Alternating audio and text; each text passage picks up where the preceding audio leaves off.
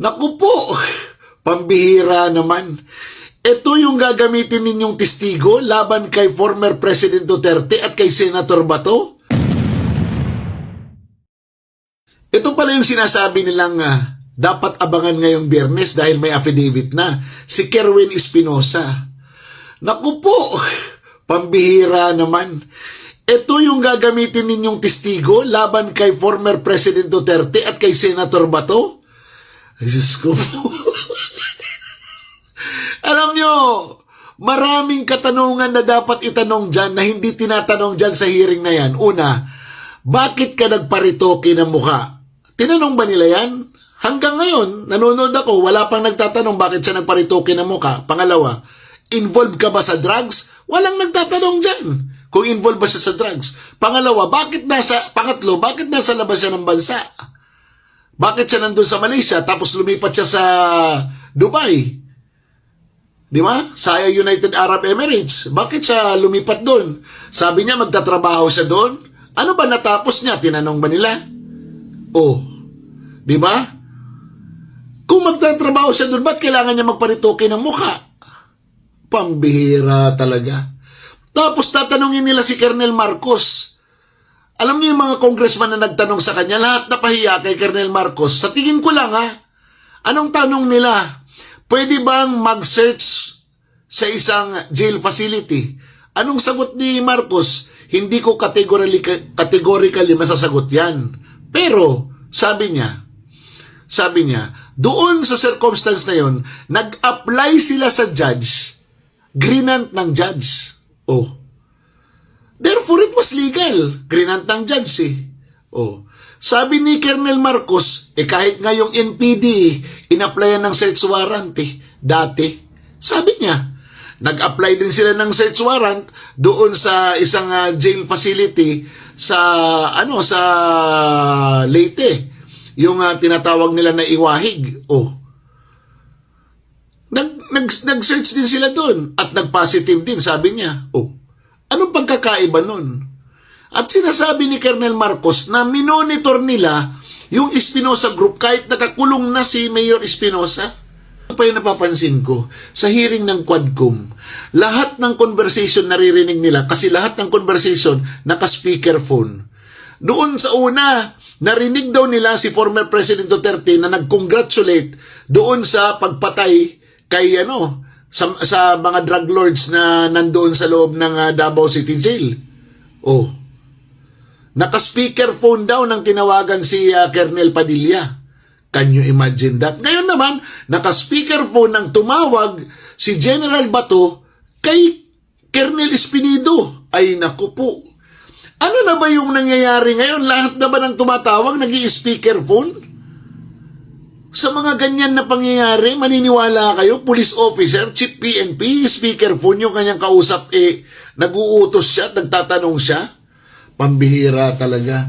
Alam nyo, this is not only waste of money, waste of energy, and many more. But this is a way of saying, pwede kang magsalita ngayon, sa susunod, pwede mong bawiin yung sinasabi mo, depende sa political agenda ng mga nakaupong tao. Nakaka-disappoint. Senator Ronald Bato de la Rosa, Senador, mayang gabi, si MJ at si Admar. Mayong gabi kanyo, MJ o Gadmar, o sa tumatig paminaw, mayong gabi. Senador, sir, nung nakarang araw, viral na viral po yung inyong video sa Senado na nagigil kayo doon sa kay Ginang Mary Ann Maslog. Ano bang kwento noon, Senador, at mukhang mainit ang ulo nyo sa kanya? Well, yun nga, sa sinabi ko, alam ko meron akong iwan information.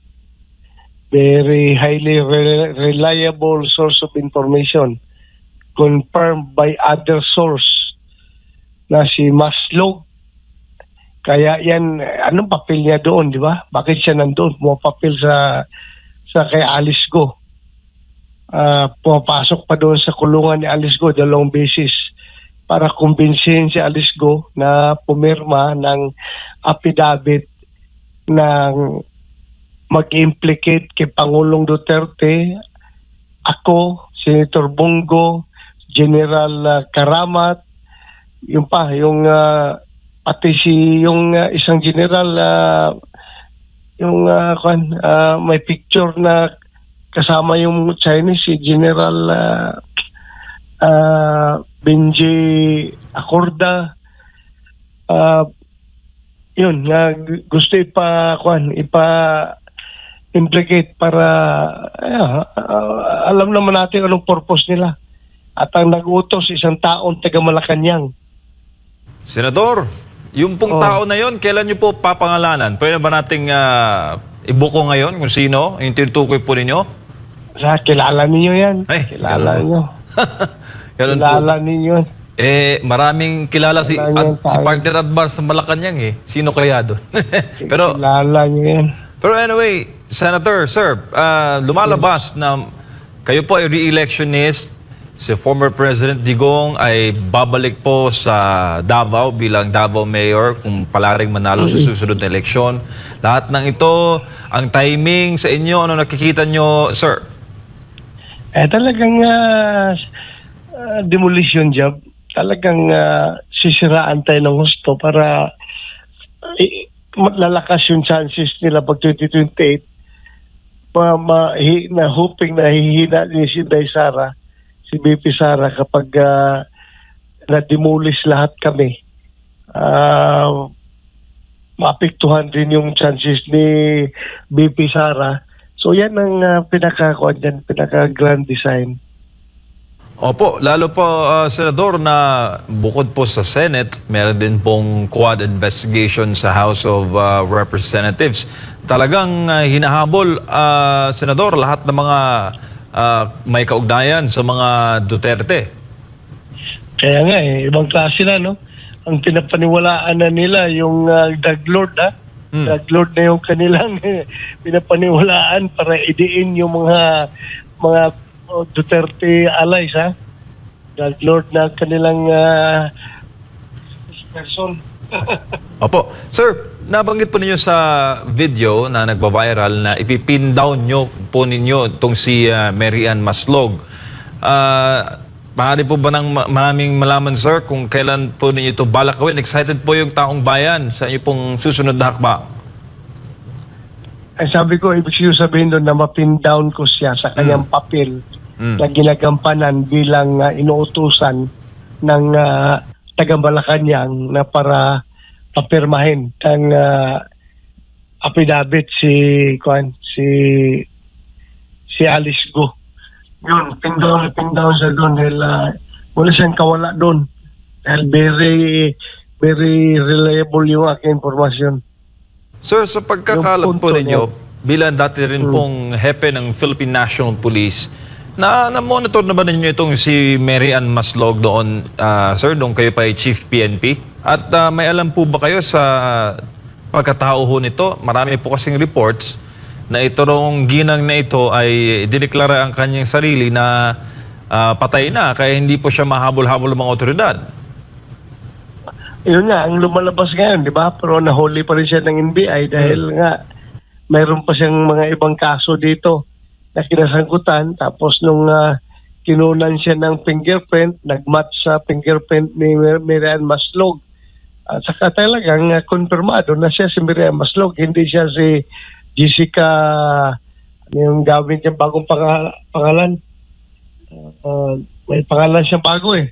Ginagamit niya doon sa Amerika, nagtago siya sa Amerika dahil she defrauded the Philippine government ng 24 million worth ng textbook scam ang tawag ng kaso niya. At ngayon lang after ng hearing, nagtawag sa akin yung mga tao na dati na lumapit sa akin, nagpatulong dahil na biktima rin sila ng ilang milyong pesos noon itong Mary Ann Maslog noon pa. Lumapit sa akin pero hindi na nila malukit-lukit. Yun nga, nawala na nga, pumuntang Amerika.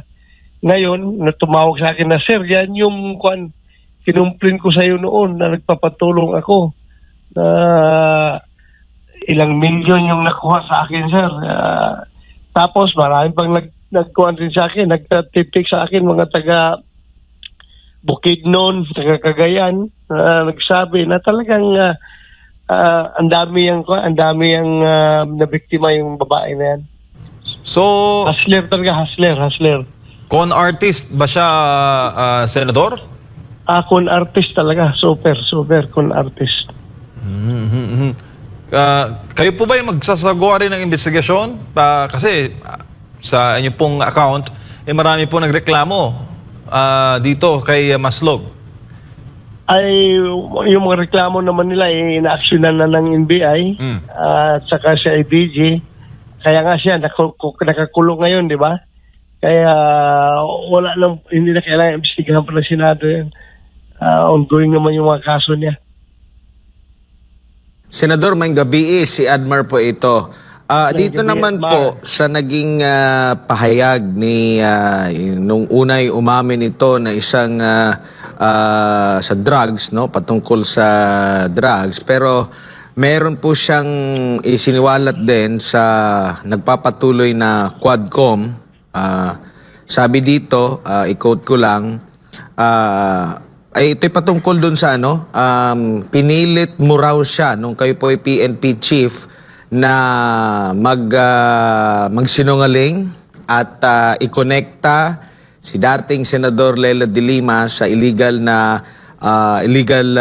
drugs. Sabi pa niya dito, i-quote, isa sa sumundo sa akin ay si Police General Bato de la Rosa, kung saan sinabi niya sa akin na idawit ko si Peter Lim sa kalakaran ng droga sa Pilipinas, pati na rin daw si Leila de Lima para madiin, at bago pa man yon, pinilit nila ako na umamin na ako ay may kinalaman sa droga. Ano po masasabi niyo po dito,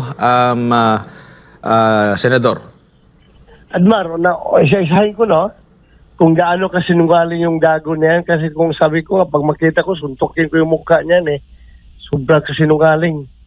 Alam mo, unang-una, sabi niya doon sa Quadcom na sumulat daw siya, nag-request daw siya na umuwi sa Pilipinas para harapin yung kanyang problema. Napakasinungaling. Pakita ko sa iyo yung news report ng Al Jazeera ba yun? Anong station doon sa Abu Dhabi? Nandoon yung report na siya, kasi ganito nangyari niyan, kaya yan nahuli. Dahil missing niyan dito, di ba? Lumayas yan. Nagtago doon, nag-abroad, pumuntang Hong Kong, tapos pumuntang Dubai, Abu Dhabi. Ngayon, merong isang OFW na nakabase sa Abu Dhabi na nakakaalam sa kanyang location kung saan apartment siya nagtatago, saan siya nag-stay. Kumontak sa opisina natin, sa Office of the Chief PNP. Kaya, pinapapalo up ko sa ating AIDG. Yung AIDG natin, tumawag doon sa yung ating police attaché sa Abu Dhabi para mag-coordinate doon sa Abu Dhabi Police na hulihin yan. So, yung informasyon nanggaling sa ating opisina. So, yun. Ang pinapunta ko yung si General Dilbo, si General Pero, pinapunta ko doon sa Abu Dhabi para mahuli yung si Kerwin. So, nagpatulong sila doon sa Abu Dhabi Police. In short, hinuli yan doon. Ang hinuli, turn over sa police attaché natin. Yung police attaché natin, turn over dito kina Dilbo at kay Pero, sinamahan yan, pauwi dito sa Pilipinas. Pagdating dito sa Pilipinas, yun, sinalubong ko. So, grabing sinungaling niya. Sabi niya, nagkwento siya, sumulat na nag-request na umuwi, na hindi man siya voluntaryo umuwi, kundi hinuli yan doon. Pangalawa, yung sabi niya na pilit ko doon siya pinapaamin na siya ay may kinalaman sa droga dito. Bakit ko pa siya papaaminin na kalat na kalat naman na drug lord siya ng Albuera Leyte? Bakit ko pa siya papaaminin? napakasinungaling. Bakit ko siya papaaminin na kalat na kalat naman, pati yung tatay niya mismo, umamin mo sa akin, di ba? If you can remember, sumurinder sa akin yung tatay niya. Opo. At galit na galit sa kanyang anak dahil nadadamay ito sa buong pamilya dahil yun na kahit daw, matigas daw ang ulo. Sige pa rin daw kahit na gusto na lang huminto. Ang tatay involved din sa drugs pero gusto na daw niyang huminto pero si Kerwin nagpapatuloy. So yun na. Tapos yung tungkol kay Dilima,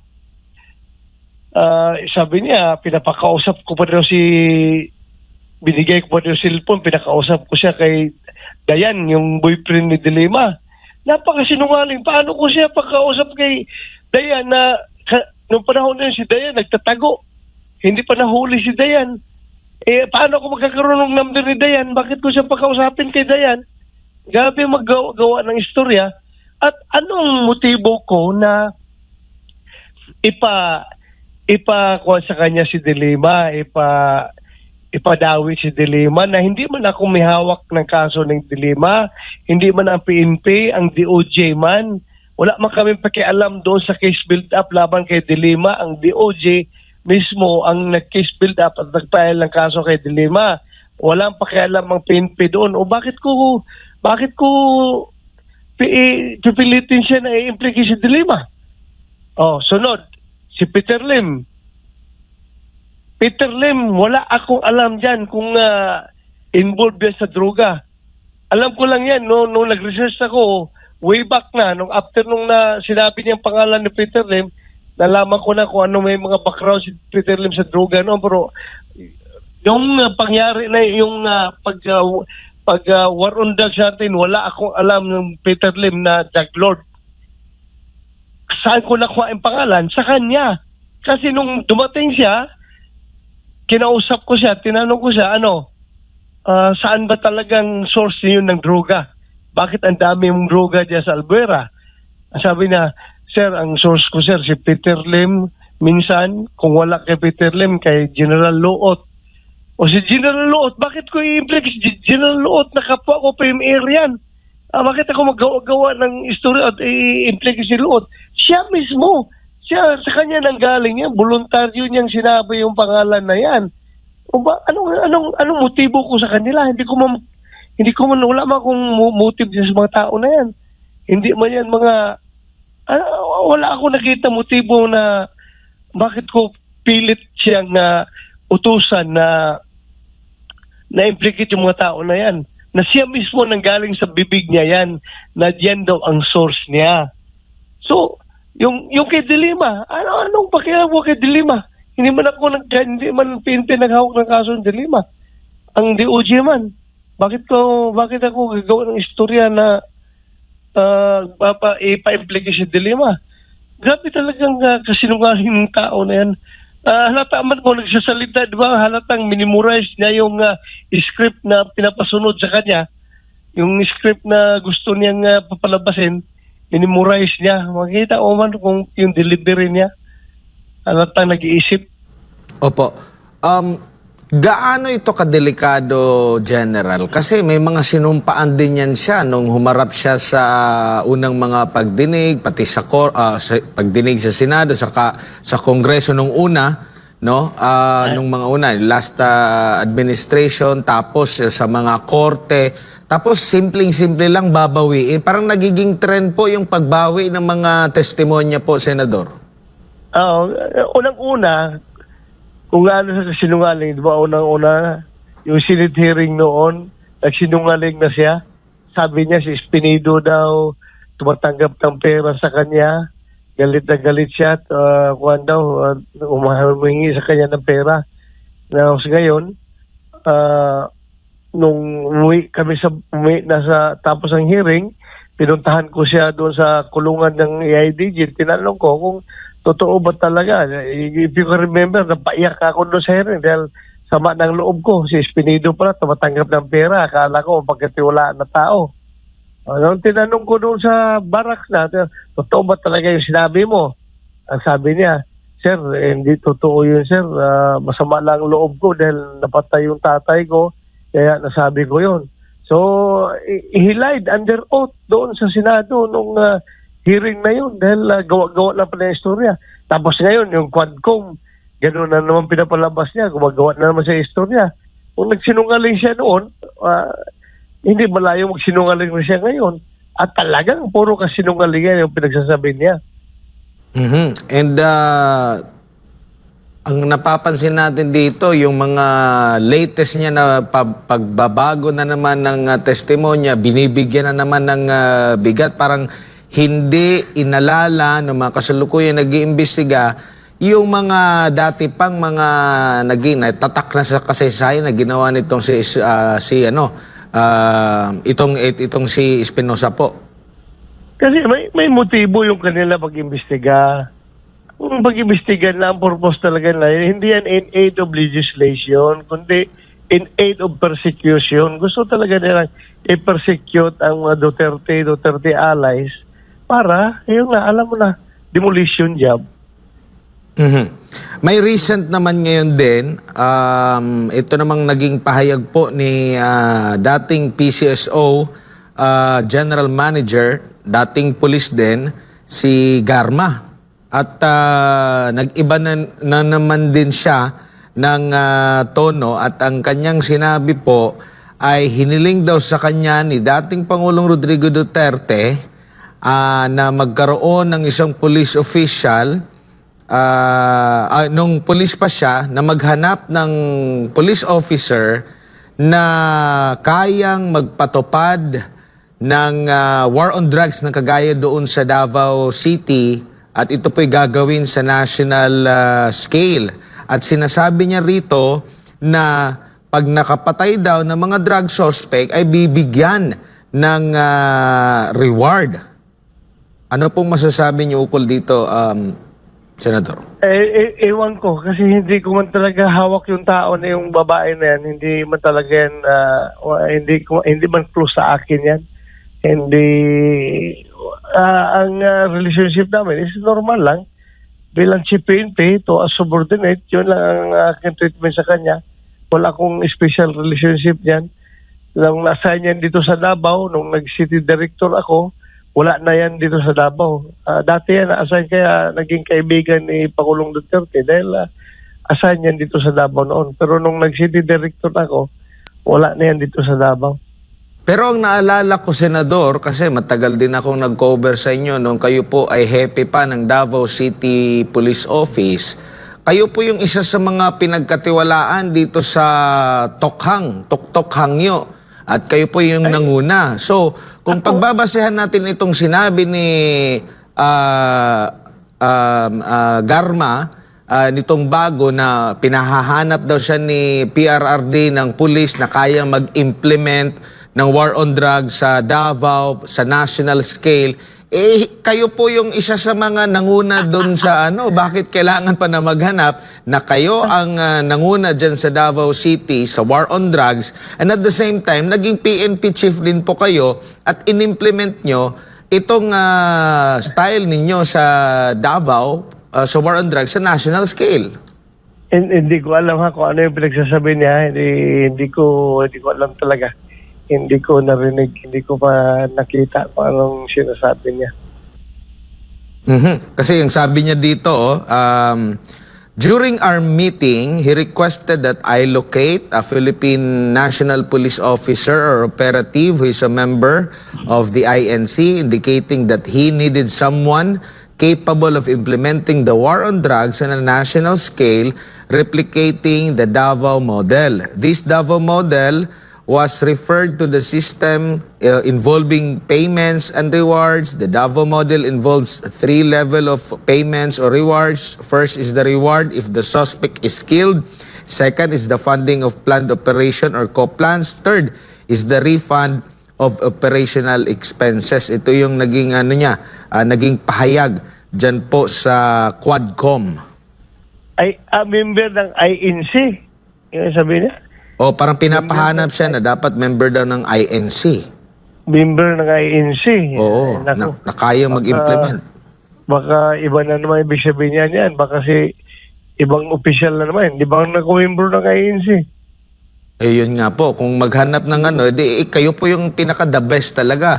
Pero ano po yung, at the end nito, Senador, ano yung nakikita ninyo dito? Sandali. Kung ako yun, how come na yung isang police major, siya ang tatanungin ng presidente kung sino ang magiging CPNP? Yung ba ibig sabihin nun? Yung parang ano sir, parang inutusan siya na maghanap ng police officer daw na kayang mag-implement ng war on drugs sa national scale. Yung modelo is yung Davao City. Kaya nga ang sabi ko, di ba kayo po, Senador, ang Davao City Chief. Bakit kailangan pang dumaan kay Garma para maghanap? Eh kayo yung talagang nanguna doon sa Oplan na Tokhang, doon sa Davao. Yun nga. Hindi ko alam kung bakit niya sinabi yan. Sir, wala po ba kayong balak na maghain ng mga kaso o babalikan, lalo na itong si Espinosa, para talaga once and for all? Kasi may mga nagbablog din, sir, na naghahanap ba ng, kumbaga, bawi ninyo sa mga ginagawa ngayon na investigasyon against you, Senator Bongo and former President Duterte. Hindi na kailangan yan kasi it's his word against my word. Eh kung titingnan natin yung kredibilidad, saan maniniwala dapat ang tao? Doon sa former chief PNP na naging senador na o doon sa isang drug lord? O saan dapat maniwala ang tao? Eh, bakit hindi ko kailangan ng kaso-kaso? Eh, kapoy-kapoy lang yung kaso-kaso na yan.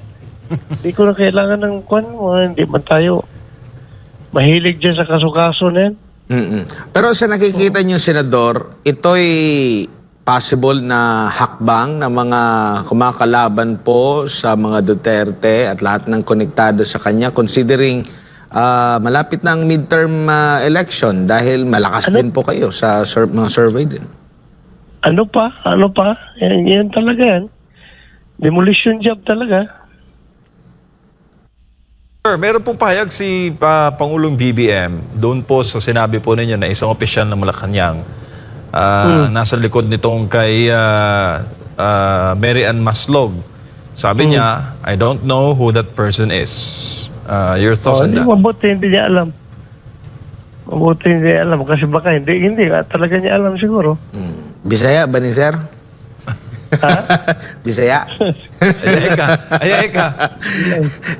Senador, sa kabila po nito, ano po yung mga hakbang ninyo? Kasi, kumbaga, papalapit na rin itong midterm elections. Ano po yung mga gagawin pa ninyo na mga hakbang para maipaintindi din sa taong bayan? Kasi, kumbaga, lamang sila kasi nandyan sila, meron sa kapangyarihan mag-hearing, wala din po ba kayong move na magkaroon din ng kahalintulad na hearing na maitanong din sila, masala din sila itong mga nababanggit doon sa Quadcom?